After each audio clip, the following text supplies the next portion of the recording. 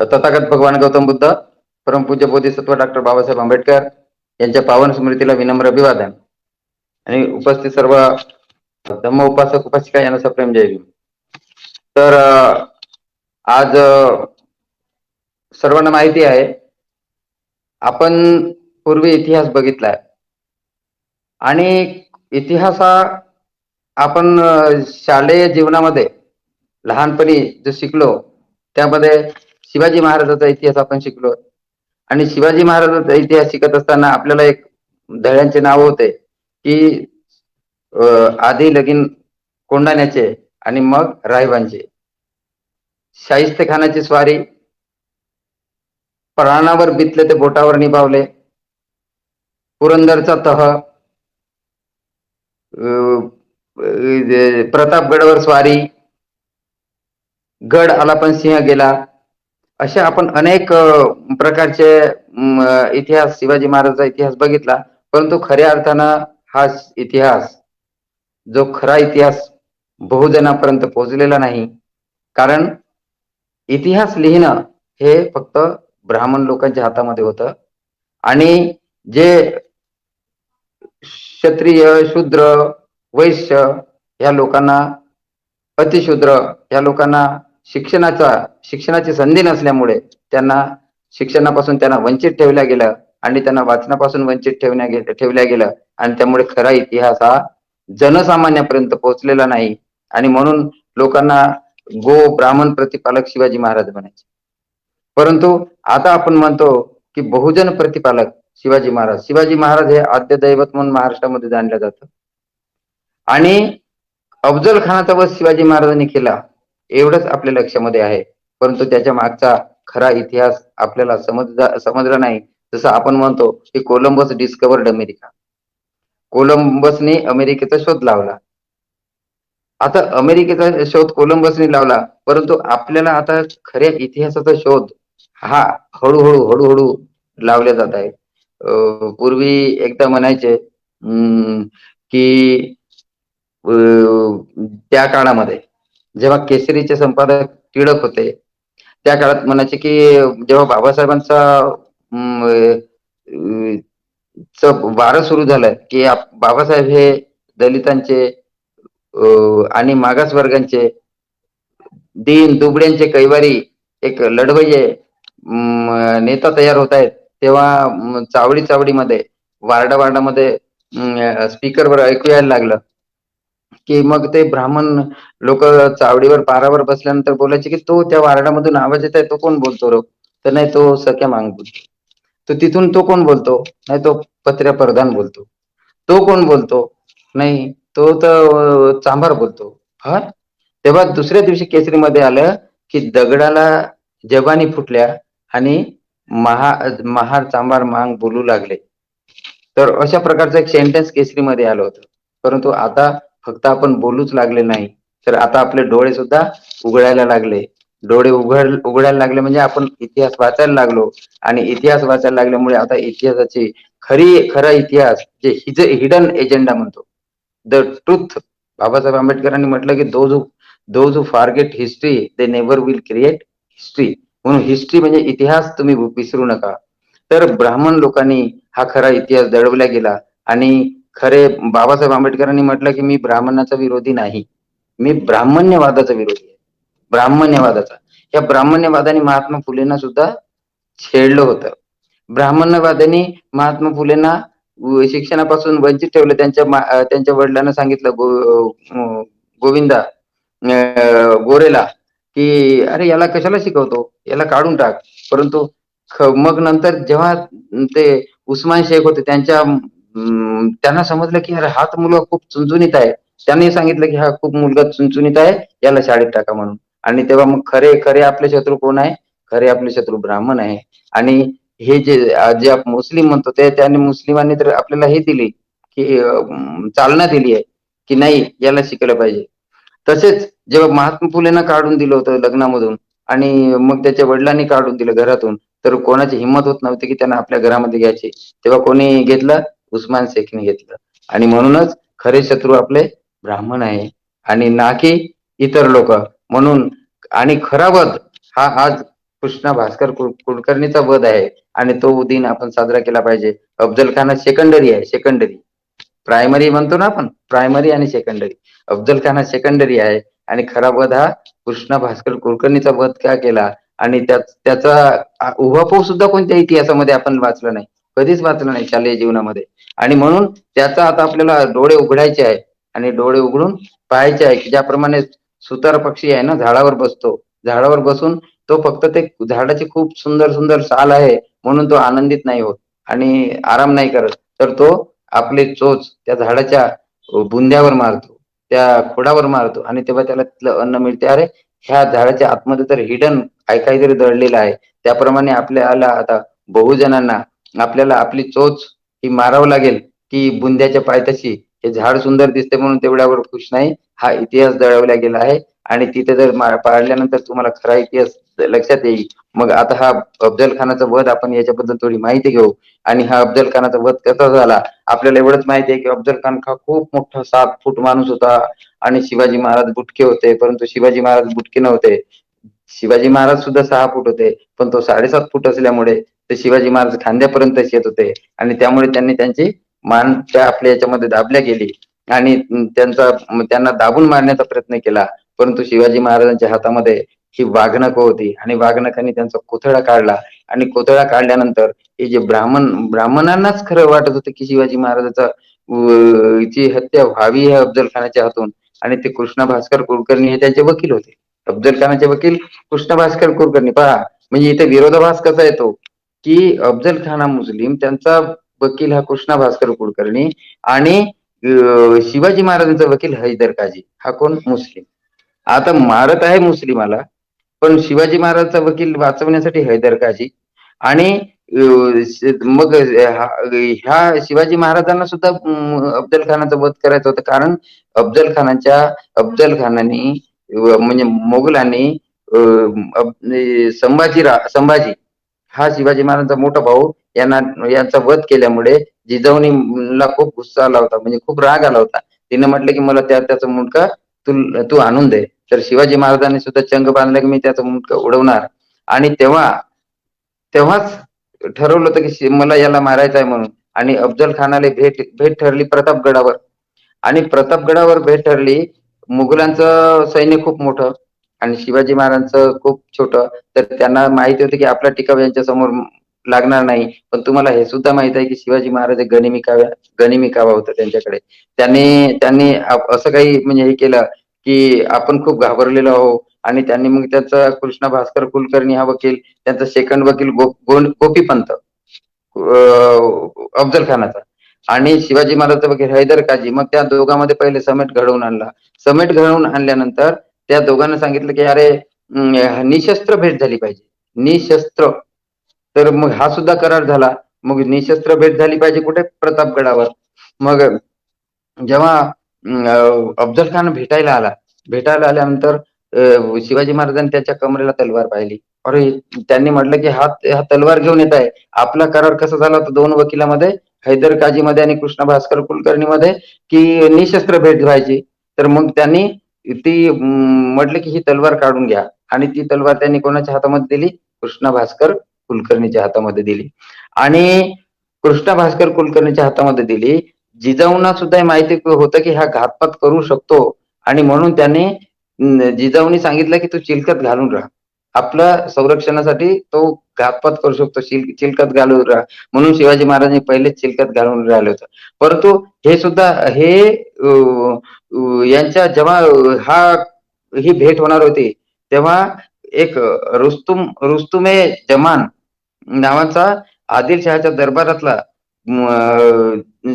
शिपाई होता. त्याला समजलं की हा अफजल खान शिवाजी महाराजाला भेटायला चालला, हा फार धूर्त माणूस आहे, तो काहीतरी करणारच. म्हणून त्याला चिंता किती पहा, हा सुद्धा एक मुस्लिम माणूस आणि त्याला शिवाजी महाराजांची चिंता होती मुस्लिम माणसाला. मग खरे शिवाजी महाराज शत्रू मुस्लिम म्हणावं की ब्राह्मण म्हणावं, आता तुम्हाला विचार करण्याची गोष्ट आहे. तर त्याने रातोरात आपला एक घोडेस्वार स्वतःच्या खर्चाने पाठवला आणि एक वाघनखे दिली त्यांना आणि सांग या शिवाजी महाराजांनी की ही वाघनखे तुम्ही आपल्या जवळ ठेवा, कारण तो कधी घातपात करू शकतो. आणि रातोरात तो घोडेस्वार घोड्यावर आला आणि शिवाजी महाराजांच्या हातामध्ये वाघनखे दिली, की हे तुम्ही वाघनखे ठेवा. आणि ती वाघनखे नसती तर शिवाजी महाराजांचा जीव गेला असता अफजल खानाकडून. रुस्तुम जमान हा पहा किती म्हणजे शिवाजी महाराजांची काळजी होती त्यांना.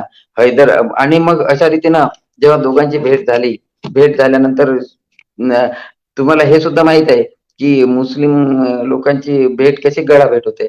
तर शिवाजी महाराजांना हे माहित होतं, की हा नक्कीच गळाभेट करणार आणि गळाभेट करताना काहीतरी घातपात करणार म्हणून. तर त्याप्रमाणे ते गळाभेट करायला गेले आणि गळाभेट जशी झाली, तशीच ते धाड-धिप्पाड अफजल खान यांनी त्यांची शिवाजी महाराजांची अशी मान दाबली आणि मान दाबून त्यांना म्हणजे दाबून मारण्याचा प्रयत्न केला. परंतु अंगामध्ये चिलखत असल्यामुळे ते दबले नाही आणि त्यांना शिवाजी महाराजांना आपला हात मोकळा करायसाठी वेळ मिळाला आणि त्याने लगेच त्या खिशातली वाघनखे पटकन काढली आणि त्यांच्या अ, अ, अफजल खानाच्या पोटामध्ये खुपसल्याने त्यांचा कोथळाच बाहेर काढला आणि कोथळा बाहेर काढल्यामुळे अफजल खान ओरडला, "घात हुआ, घात हुआ" म्हणून आणि तो पळायला लागला. पळायला लागल्यानंतर त्या कृष्णा भास्कर कुलकर्णीला वाटलं, की आता तर शिवाजी वाचणार. आम्ही जे इच्छा केली होती, की शिवाजी मरायला पाहिजे, पण शिवाजी हा वाचणार. म्हणून त्यांनी अफजल खानाला दिलेली तलवार त्या कृष्ण भास्कर कुलकर्णी शिवाजी महाराजावर तो धावत आला. धावत आल्यानंतर ती त्यांच्यावर उगारली आणि वार सुद्धा केला पाठीवर, परंतु ते चिलखतमुळे त्या वार लागला नाही. नंतर तो वार त्याच्या डोक्यावरून गेला आणि जेव्हा शिवाजी महाराजांना हे समजलं, त्यांनी पटकन ती तलवार हातात घेतली आणि कृष्ण भास्कर कुलकर्णी ची मान उडवून टाकली. तर ही आहे मग मग वध कोणाचा झाला? आपण म्हणतो अफजल खानाचा वध. हा दड्याचं नाव होतं अफजल खानाचा वध. पण आता हा इतिहास नवीन लिहिला. इतिहास नवीन समजल्यानंतर काय लिहावं लागेल आता आपल्याला? अफजल अफजल खान तर जखमी झाले, तो तर धावत पळाला. नंतर गेला तो नंतर. परंतु खरं जागेवर कोण गेला? जागेवर गेला कृष्णा भास्कर कुलकर्णी आणि हा कोण होता? हा ब्राह्मण होता आणि तो हा वाचणार, शिवाजी वाचणार म्हणून धावत कोणाला तलवार घेऊन? ब्राह्मणाला. मग शिवाजी महाराजचे खरे शत्रू कोण? मुघल का ब्राह्मण? हे आपल्याला विचार करण्याची जरूरत आहे. आणि दोन्ही दोन्ही हैदर काझी यांनी गनिमी काव्यांनी त्यांना हे सगळी सूचना दिली आणि हा रुस्तुम जमान यांनी शिवाजी महाराजांची किती चिंता होती. यावरून आपल्याला की सुपारी जरी यांनी घेतली, विडा उचलला तुम्हाला माहिती आहे की अफजल खानाने, की मी याचा खून करणार आणि मी फार धाडदीप्पाड आहो, शक्तिमान आहो. अशी सुपारी घेतली होती मुघलाकडून आणि परंतु असली शत्रू कोण होता? कृष्ण भास्कर कुलकर्णी हा ब्राह्मण होता. डॉक्टर बाबासाहेब आंबेडकरांनी म्हटलं, की आम्हाला ब्राह्मणवाद संपवायचा आहे. मग हे खरे शत्रू खरे शत्रू कोण? शिवाजी महाराजाचे. आपण खूप वेळा म्हणतो की खरे शत्रू मुघल होते. मुघलांचा नायनाट केला. म्हणजे शाहिस्ते खानाला पाठवलं, अफजल खानाला पाठवलं. पण आतल्या गोटातले जो म्हणतो ना, घर का बेदी लंका ढाय. घर का बेदी लंका ढाय. जसे रावणाची लंका कोणी ढावून घेतली, म्हणजे रामाला कोण फितूर झाला? त्याचा भाऊ बिभीषण. बिभीषण हा फितूर झाला. त्याप्रमाणे इथले घर का बेदी लंका ढाय म्हणतो ना आपण, ते अस्तिनीतले साप म्हणतात. अस्तिनीतले साप कोण आहे? की तो आपल्या इथेच दडून असतो आणि जेव्हा त्याला मोका मिळाला तो इथेच चावतो. तर त्याप्रमाणे अस्तिनीतले साप हे शिवाजी महाराजांसाठी एक कृष्ण भास्कर कुलकर्णी सारखे अस्तिनीतले साप होते आणि त्यांनी शिवाजी महाराजांचा हत्या करण्याचा प्रयत्न केला. परंतु मग शिवाजी महाराजांनी चलाखीने चिलखत घालून असल्यामुळे ते वाचले आणि पलटवार केला आणि कृष्ण भास्कर कुलकर्णीचा तो वध दिन. म्हणून हा 11 नोव्हेंबर, ना की आज इथे धम्मभूमी देहू रोड इथे कार्यक्रम झाला. त्या कार्यक्रमामध्ये कृष्ण भास्कर कुलकर्णी वध दिन साजरा करण्यात आला आणि त्या कार्यक्रमाचे अध्यक्ष टेकसाजी गायकवाड होते आणि त्यांनी सुद्धा खूप आपल्या भाषणामध्ये विस्तृत वर्णन केलं आणि आपल्याला खरा इतिहास कळला पाहिजे. खरा इतिहास दडवला गेला. ज्याप्रमाणे आपण पाहतो की एक सोन्याचं चादर एखाद्या याला लपेटून आहे आणि त्याच्या आतमध्ये खूप काही घाण ठेवलेली आहे. परंतु ते सोन्याचं असल्यामुळे आपल्याला वाटतं की अरे हे खूप सुंदर आहे. परंतु जेव्हा आपण ते उघडून पाहतो ते कर्टन रायझर म्हणतो ना, तर कर्टन रायझर म्हणजे ते उघडल्यानंतर समजते की अरे इथे सगळं घाण आहे. तर मग आता आपल्याला समजायला लागलं इतिहास हा कसा आहे. इतिहास हा फार कुत्सित पद्धतीनं, षडयंत्रकारी पद्धतीने लिहिला गेला आणि आपल्याला त्या शालेय जीवनामध्ये लहान मुलांच्या मनावर बिंबवला गेला, की हा इतिहास असा आहे. परंतु आपण आता काय झालं आपले डोळे उघडले आहे. डॉक्टर बाबासाहेब आंबेडकरांनी दिलेल्या जे शिक्षणाचे आपल्याला जे फ्रीडम दिलं, स्वातंत्र्य दिलं त्यामुळे आपण खूप म्हणजे चौकस झालो. आपली दृष्टी जे सम्यक दृष्टी झाली. सम्यक दृष्टी म्हणतो ना, सम्यक दृष्टी झाली आणि त्यामुळे आपण सम्यक सम्यक ज्ञान मिळवायला लागलो आणि सम्यक ज्ञान मिळवल्यामुळे आपल्याला समजायला लागलं, की अरे हा इतिहास तर वेगळाच आहे. म्हणजे त्या नाण्याच्या 2 बाजू म्हणे आपल्याला फक्त नाण्याची एकच बाजू दाखवण्यात आली. एकच. आणि आता दुसरी बाजू आपण आता आपल्याला पाहायचं आहे, की हा इतिहास आता कसा आहे. म्हणून आता आपण सुरुवात करायला पाहिजे, की इतिहास लिहिणं, की नाही हा तर इतिहास असा आहे. जसं की सगळ्या जे ब्राह्मणांनी इतिहास लिहिला त्यांनी काय लिहिलं, की सगळे जे इतर धर्मीय होते जे म्हणजे ब्राह्मणांना व्यतिरिक्त त्यांना संतांना काय दिलं? सावता माडी, गोरा कुंभार, अ, चोखा महार असे नाव दिले. तुकाराम बाणी अशी नावं दिले आणि जे ब्राह्मण होते त्यांना समर्थ रामदास, समर्थ रामदास आणि इतरांना गोरा कुंभार, सावता माळी, चोखा महार असे दिले. कारण ते जातीवरून दिले आणि फक्त ब्राह्मणांना समर्थ. तर अशा प्रकारे त्याने नेहमी दडपशाही आणि इतरांना नीच लेखण्याचा प्रयत्न केला आणि खरा इतिहास दडवण्याचा प्रयत्न केला. परंतु डॉक्टर बाबासाहेब आंबेडकरांनी आणि महात्मा फुले यांनी आपल्याला जागृत केलं. त्यामुळे आता आपल्याला समजायला लागलं, की खरे आपले शत्रू ब्राह्मण आहे आणि त्यांनीच ही वर्ण व्यवस्था सुरू केली आणि शिवाजी महाराज ज्यांचं जे साम्राज्य होतं, शिवाजी महाराजांचं जे राज्य होतं, जे स्वराज्य होतं, त्यांनी जे स्वकष्टाने निर्माण केले, ते त्यांना पचत नव्हतं. शिवाजी महाराज सर्वांना समान वागणूक द्यायचे. त्यांच्यामध्ये उच्च-नीच भेद नाही करायचे आणि त्यामुळे त्यांना त्यांचा सुद्धा ब्राह्मणांवर राग आला. हे तुम्हाला हे सुद्धा माहिती आहे, की शाहू महाराज सुद्धा किती ब्राह्मण राग करायचे, की शाहू महाराजांनी जनसामान्य महार, मांग, तेली तांबोळी यांना रोजगार मिळवून देऊन त्यांना समान व्यवस्थेमध्ये आणण्याचा प्रयत्न केला. तेव्हा त्यांचा सुद्धा खूप कडाडून विरोध ब्राह्मणांनी केला, की हे यांना काय वाव देत आहे? हे वर्णव्यवस्थेला नष्ट करत आहे. म्हणून शाहू महाराजांचा सुद्धा त्यांनी राज्य नष्ट करण्याचा शाहू महाराजांच्या प्रत्येक कारभारामध्ये खीळ घालण्याचा प्रयत्न ब्राह्मणांनी केला आणि म्हणूनच आपल्याला खरा इतिहास समजला पाहिजे आणि हा कृष्णा भास्कर कुलकर्णी वध दिन आपण साजरा केला पाहिजे. ना की फक्त अफजल खान. अफजल खानाचा वध त्या दिवशी झालाच नव्हता. अफजल खान तर जागेवर गेलाच नव्हता. जागेवर कोण गेला? कृष्णा भास्कर कुलकर्णी आणि हे कोण? ब्राह्मण. जसं म्हणतो आपण ब्राह्मण, देशमुख, देशपांडे, कुलकर्णी, सरपोतदार, पोतदार सगळी ब्राह्मण नाव आहे. देसाई आणि हे स्वतःला राजापेक्षा मोठे समजायचे. राजापेक्षा, राजांनी आमचं ऐकलं पाहिजे. राजांचा कारभार आमच्या मताप्रमाणे चालला पाहिजे. राजांनी सगळ्या पूजा आमच्याकडून केली पाहिजे आणि आम्हाला सोन्याच्या मोहरात दान दिले पाहिजे. म्हणजे आम्हाला काम करण्याची जरूरत पडणार नाही आणि आम्ही सुखाने गादीवर बसून खात राहू. म्हणजे म्हणतात ना, भटाला दिली उसरी हातपाय पसरी. त्याप्रमाणे आम्ही आमचे हातपाय पसरत राहिले पाहिजे या राज्यामध्ये आणि आम्हाला आयतं मिळालं पाहिजे काम न करता आणि जसं आमचं सर्व कारभारावर प्रभुत्व आमचंच असलं पाहिजे. परंतु शिवाजी महाराज त्यांना ते मान्य नव्हतं. त्यांना वाटायचं, की सगळं स्त्री, पुरुष, दलित, मुस्लिम, वैश्य, क्षत्रिय हे सगळे एकच असले पाहिजे. सगळ्यांना समान. जो ज्याच्यामध्ये त्याचं श्रेष्ठत्व कर्तृत्व आहे त्यांना ते त्याच्याप्रमाणे ते काम द्यायचे. परंतु हे ब्राह्मणांना पचलं नाही आणि म्हणून ते त्यांचं नेहमी द्वेष करायचा, मत्सर करायचा आणि ते शिवाजी महाराजांच्या लक्षामध्ये आलं होतं आणि म्हणून त्यांनी यांना ओळखून ठेवलं आणि ते 4 हात यांना दूर ठेवायचे. 4 हात या लोकांना दूर ठेवायचे आणि त्यामुळे ते त्यांचे द्वेष करायचे. म्हणून हे आता तुम्हाला लक्षात आलं असेल, की खरा वध हा अफजल खानाचा नव्हे, तर खरा वध हा कृष्ण भास्कर कुलकर्णीचा झाला आणि म्हणून तो आपण हा वध साजरा केला पाहिजे. आता आपण जसं म्हणतो ना, की रावण जाळला, तर रावण जाळला आणि दरवर्षी रावणाचं दहन होतंय. परंतु रावणाचं सुद्धा हत्या ही कपटानेच झालेली आहे. कारण त्याचा बिभीषण फितूर झाला.